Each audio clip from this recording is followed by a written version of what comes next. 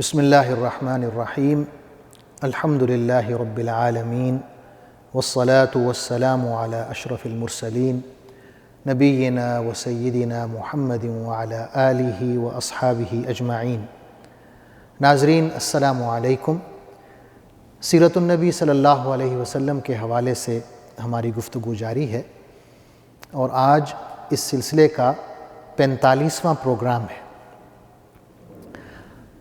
آج کا پروگرام غزوہ فتح مکہ کے حوالے سے ہے۔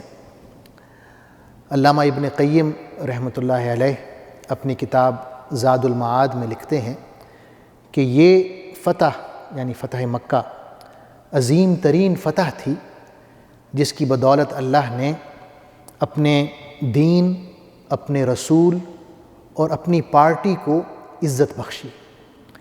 اس فتح کی بدولت اللہ نے اپنے شہر مکہ اور اپنے گھر کو مشرکین کے قبضے سے چھڑایا، اور یہ وہ فتح ہے کہ جس کا جشن اہل سما نے بھی منایا، اور اس کے بعد لوگ فوج در فوج اللہ کے دین میں داخل ہونا شروع ہو گئے۔ فتح مکہ رمضان المبارک سن 8 ہجری میں ہوئی، اور اس کے کیا اسباب تھے، کیوں حضور صلی اللہ علیہ وسلم نے مکہ فتح کیا جبکہ صلح حدیبیہ ہو چکی تھی اور 10 سال کے لیے جنگ بندی کا معاہدہ طے پا چکا تھا۔ یعنی اگر 6 ہجری میں صلح حدیبیہ کا معاہدہ ہوا ہے 10 سال کے لیے، تو یہ معاہدہ 16 ہجری تک چلنا چاہیے تھا۔ 2 سال کے بعد ہی کیوں ٹوٹ گیا؟ اس کی کیا وجہ تھی؟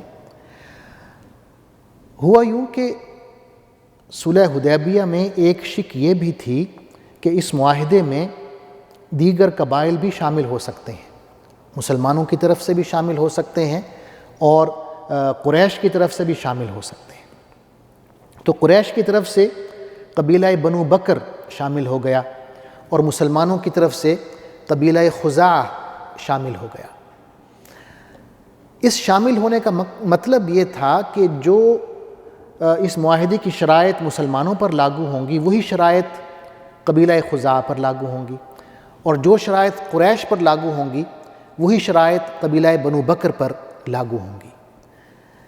یعنی اس معاہدے کی روح سے اگر قریش مسلمانوں پر حملہ کرتے ہیں تو یہ جو معاہدہ ہے جنگ بندی کا ٹوٹ جائے گا، ختم ہو جائے گا۔ اسی طرح اگر بنو بکر جو ہیں یہ مسلمانوں پر حملہ کر دیتے ہیں تب بھی یہ معاہدہ ٹوٹ جائے گا۔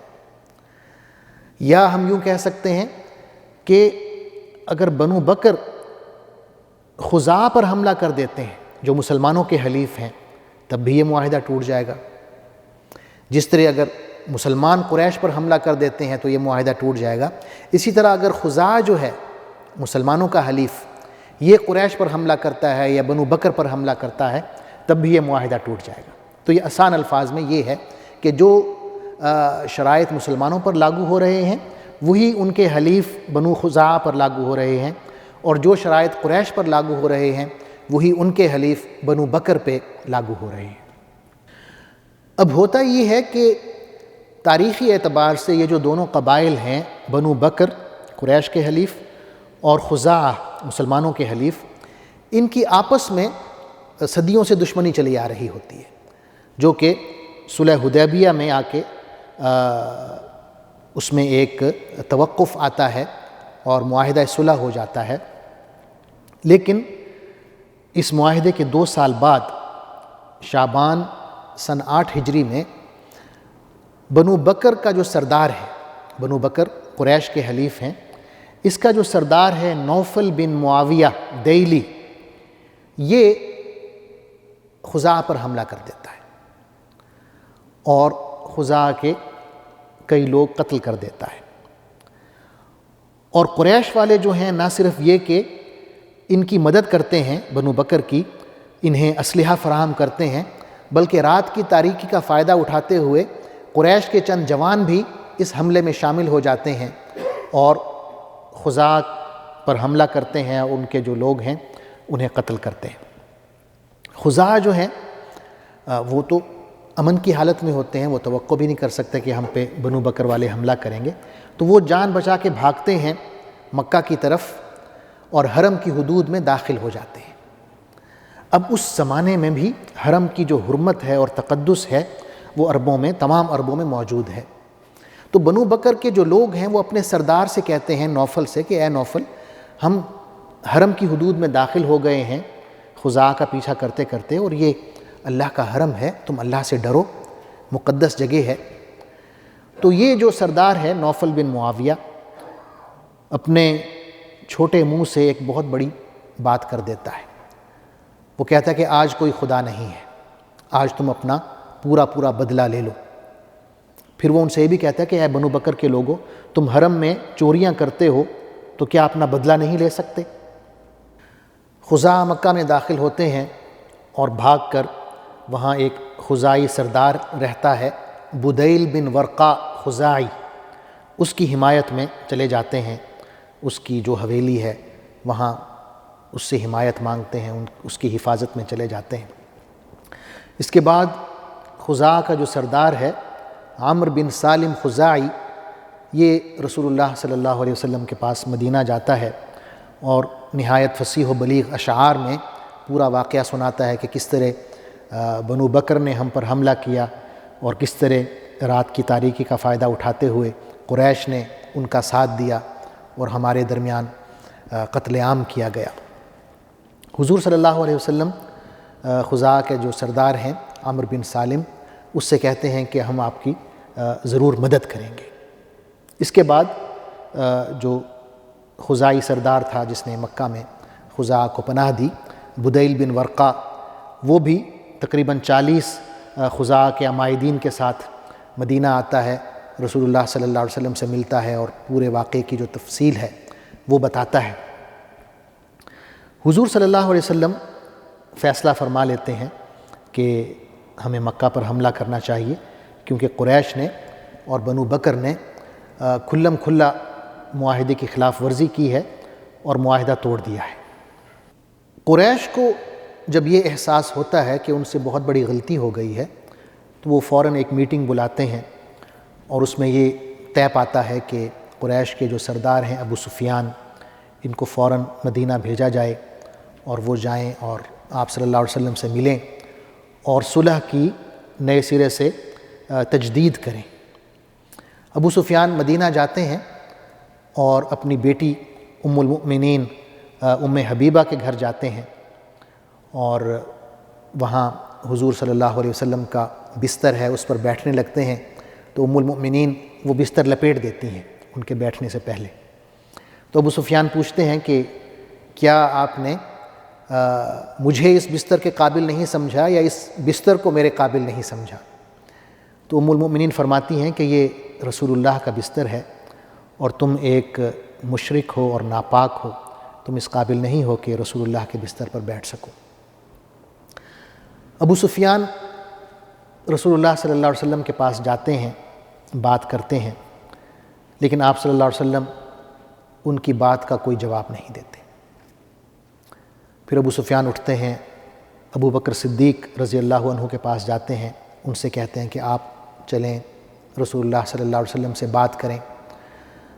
ابو بکر رضی اللہ عنہ انکار کر دیتے ہیں، آپ فرماتے ہیں کہ میں بات نہیں کروں گا۔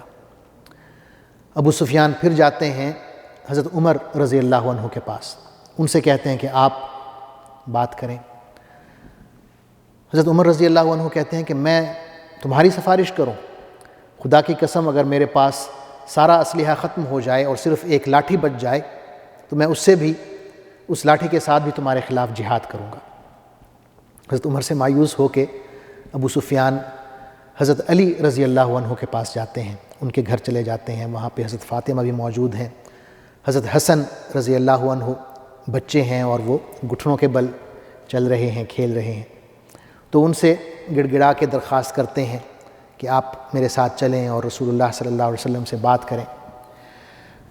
حضرت علی فرماتے ہیں کہ رسول اللہ صلی اللہ علیہ وسلم ایک فیصلہ کر چکے ہیں اور ہم آپ سے کوئی بات نہیں کر سکتے اس سلسلے میں۔ تو ابو سفیان مایوس ہو کے واپس مکہ چلے جاتے ہیں۔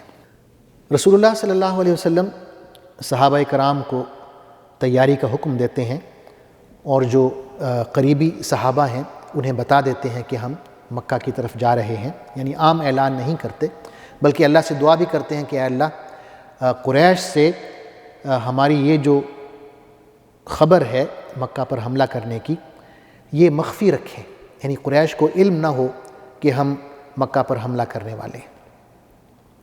اللہ تعالیٰ رسول اللہ صلی اللہ علیہ وسلم کی یہ دعا قبول فرماتا ہے۔ لیکن ایک واقعہ ہوتا ہے، ایک صحابی ہیں حاطب بن ابی بلتعہ رضی اللہ عنہ، یہ بدری صحابی ہیں، یعنی ان صحابہ میں شامل ہیں جنہوں نے غزوہ بدر میں شرکت کی ہوتی ہے۔ ان سے ایک بہت بڑی غلطی ہو جاتی ہے، وہ قریش والوں کو خط لکھتے ہیں جس میں وہ حضور صلی اللہ علیہ وسلم کا یہ سارا پروگرام بتا دیتے ہیں کہ آپ صلی اللہ علیہ وسلم تشریف لا رہے ہیں مکہ پر حملہ کے لیے، اور یہ خط ایک خاتون کے حوالے کرتے ہیں اور اسے مکہ روانہ کر دیتے ہیں۔ حضور صلی اللہ علیہ وسلم کو وحی کے ذریعے خبر ہو جاتی ہے۔ آپ صلی اللہ علیہ وسلم حضرت علی رضی اللہ عنہ اور حضرت مقداد رضی اللہ عنہ کو اس خاتون کے تعاقب میں بھیجتے ہیں، اور حضرت علی رضی اللہ عنہ اس خاتون تک جا پہنچتے ہیں اور وہ خط برآمد کرتے ہیں۔ خط جو ہے واپس آپ صلی اللہ علیہ وسلم کے پاس لایا جاتا ہے۔ آپ صلی اللہ علیہ وسلم حضرت حاطب بن ابی بلتعہ کو بلاتے ہیں اور پوچھتے ہیں کہ یہ تم نے کیا کیا؟ حضرت حاطب رضی اللہ عنہ کیا جواب دیتے ہیں، حضرت عمر رضی اللہ عنہ کا کیا ریئیکشن ہوتا ہے اس بات پہ، یہ انشاءاللہ میں اگلے پروگرام میں جاری رکھوں گا، کیونکہ فتح مکہ کے حوالے سے جو گفتگو ہے وہ انشاءاللہ جاری رہے گی اگلے 2 پروگرامز میں۔ تب تک کے لیے اجازت چاہتا ہوں۔ اللہ حافظ، والسلام علیکم ورحمۃ اللہ وبرکاتہ۔ اللہم صلی علی سیدنا محمد وعلی آلہ وصحبہ وسلم۔ اللہم صلی علی سیدنا محمد